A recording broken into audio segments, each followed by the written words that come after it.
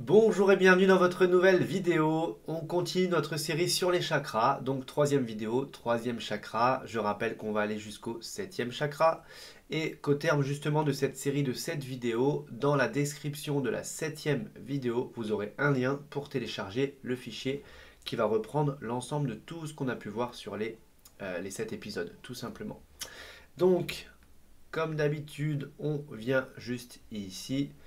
Et on va commencer, comme d'habitude, j'ai envie de vous dire, pour le troisième chakra, son nom en sanskrit c'est Manipura. La signification, la cité des joyaux. Alors, j'ai pas trop exploré ce que ça voulait signifier. En tout cas, je préfère le dire, je préfère le mettre parce que pour les personnes qui vont vouloir aller plus loin, au moins l'info est là. Après, c'est vrai qu'il faut aller chercher derrière la cité des joyaux. Il y a toute une symbolique en fait. Et il faudrait aller voir à quoi vraiment ça fait référence tout simplement. L'emplacement est bien le plexus solaire. Ça, c'est ok, c'est assez connu.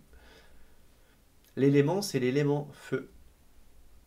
Sa fonction psychologique, la volonté. Donc, ce qui est intéressant, là on est sur donc le chakra numéro 3, on voit que sa fonction psychologique, c'est la volonté. Donc, dès que vous devez faire preuve justement de volonté, d'entrain, quand il faut y aller, quand il faut se mettre dans l'action, dans le mouvement, etc., eh bien, vous pouvez aller voir sur ce chakra-là. Il agit très bien aussi. Comment je pourrais vous dire ça? Parce qu'une fois j'avais noté une phrase comme ça, c'était je suis maître en mon royaume en fait. Et c'est cette notion de souveraineté, de s'autoriser, d'avoir le droit en fait pour soi-même. Donc tout ça, ce sont des notions qui touchent aussi à ce troisième chakra. Et je me rappelle une fois avoir fait comme ça un soin énergétique sur quelqu'un avec justement des intentions particulières sur le troisième chakra. Et la personne m'a dit, oh, j'étais comme inarrêtable en fait, tellement j'avais cette énergie. Donc vous voyez, on parle de volonté, mais en même temps quelque chose de... on a le feu, on a la volonté. Donc il y a quelque chose de l'ordre du dynamisme, vous voyez, de ce carburant-là en tout cas. Résultat, le pouvoir. Donc pouvoir, on pourrait entendre pouvoir dans le sens j'ai des pouvoirs magiques, enfin c'est pour vous donner le sens du mot, donc pouvoir, capacité, ou bien pouvoir dans le sens est-ce que je peux, vous voyez, donc il y a cette double notion-là. Identité de l'ego, donc attention, puisqu'effectivement, parfois, comment je pourrais vous dire ça? À l'excès, en fait, si vraiment vous allez à l'excès dans ce chakra-là, on peut tomber dans l'ego. Alors que c'est pas le but, justement. On pourrait dire que c'est un peu le mauvais travers. L'ego est bon, mais à l'excès, rien n'est bon. Donc, il en faut un petit peu d'ego. Et de toute façon, si on nous a équipés avec tout ça au moment de l'incarnation, c'est bien qu'il y a du sens et de l'utilité.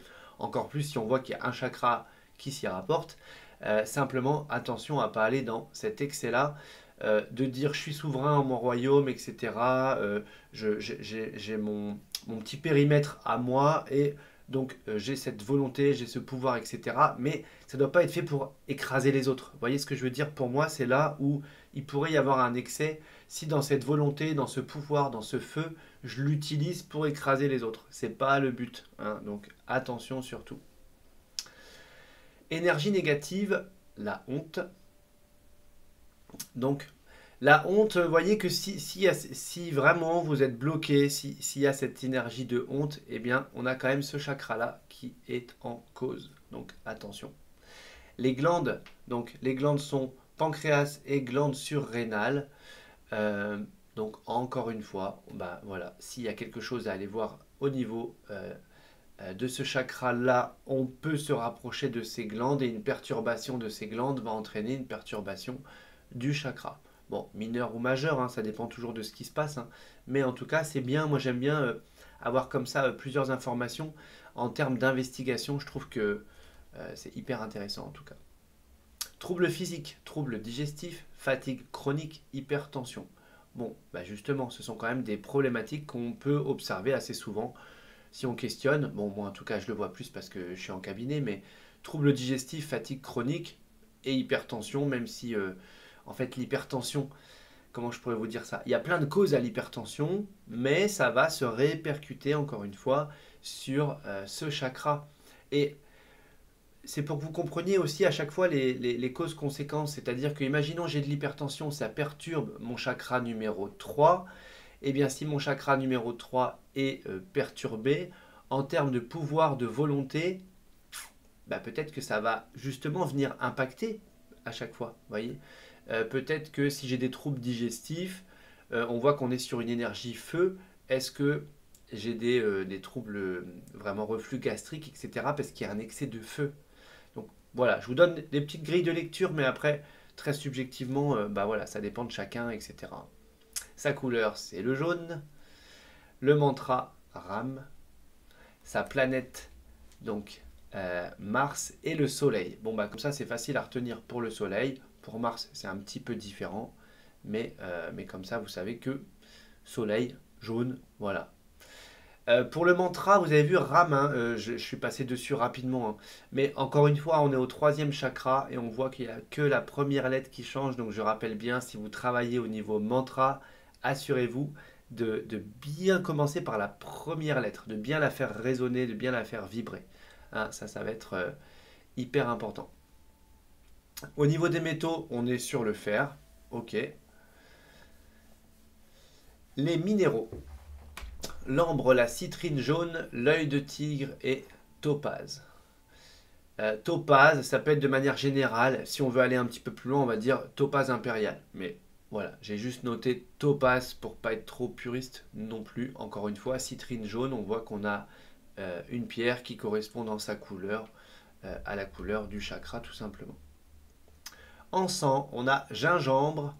Donc le gingembre aussi, hein, il permet aussi d'aller dans cette action-là, justement, de démarrer. Aspérule odorante, bon, là, j'ai pas trop d'infos, je vous l'ai noté, mais j'ai pas de connaissances là-dessus en tout cas. Le droit d'agir, le droit justement, le droit de faire des choses. J'allais dire de faire, vous savez, le métal qui est le fer pour ce chakra, le droit d'agir, de faire. Donc je passe à l'action, j'ai cette énergie de feu, j'ai cette volonté et je me mets en mouvement, je suis souverain en mon royaume et j'avance, tout simplement. Vertèbres, T5, T9, hein, donc T, je rappelle, pour thoracique, et ça veut dire que s'il y a une affection à ces vertèbres, ça va affecter le chakra, tout simplement. Le corps, c'est le corps astral. Le corps astral, c'est le corps de nos émotions. Donc ce corps-là, il est hyper mobile. Autant on a eu le corps physique pour chakra numéro 1, chakra numéro 2, le corps éthérique, donc cette enveloppe, et on a le corps astral qui finalement reprend également l'ensemble du corps physique. Mais le corps astral, moi en soins énergétiques, je travaille énormément avec le corps astral, puisqu'il réagit à la vitesse de la pensée. Donc je peux très bien étendre ma main en une fraction de seconde, étendre mon corps, me créer des outils au niveau astral, etc. Donc ce corps-là, il bouge très vite. Forcément, il est très relié à nos pensées. L'énergie suit la pensée. Lui, il va gérer aussi les émotions. Et je pourrais dire que, par exemple, imaginons, vous allez faire une chute ou vous avez fait une chute. Eh bien, parfois, le corps astral, il peut se décaler. Il peut se décaler comme s'il avait voulu esquiver. Ou alors, s'il y a des douleurs chroniques, par exemple, à une épaule, il se peut que le corps astral, il se décale de l'autre côté. Comme s'il voulait plus souffrir, en fait. Vous voyez ? Et donc forcément, si le corps astral s'est décalé, ça va jouer sur le chakra. D'accord? Donc le 3e chakra, Manipura. Donc il y a des liens comme ça. Dès qu'il y a des pertes d'équilibre, toutes les personnes que j'ai pu voir qui avaient des pertes d'équilibre, alors bien sûr ça peut être les cristaux au niveau des oreilles, mais encore tous les systèmes sont liés hein, de toute façon. Mais il y a, allez, 8 ou 9 fois sur 10, j'ai résolu les problèmes de perte d'équilibre en replaçant le corps astral. Donc voilà, bon, je vous donne des petites infos comme ça au passage pour illustrer le propos. J'ai encore appuyé sur le même bouton que je n'aurais pas dû appuyer pour ceux qui ont suivi les vidéos précédentes. J'aurais dû continuer à la souris et on y revient. Voilà, ça va, on n'a pas perdu vraiment de temps. Corps astral et la note. Bah, c'était pour finir sur une note. Finir sur cette note, la note Mi. Donc on a eu Do, Ré, Mi. Voilà. Tout simplement, rien à dire de particulier. Hein. Une note, c'est une fréquence.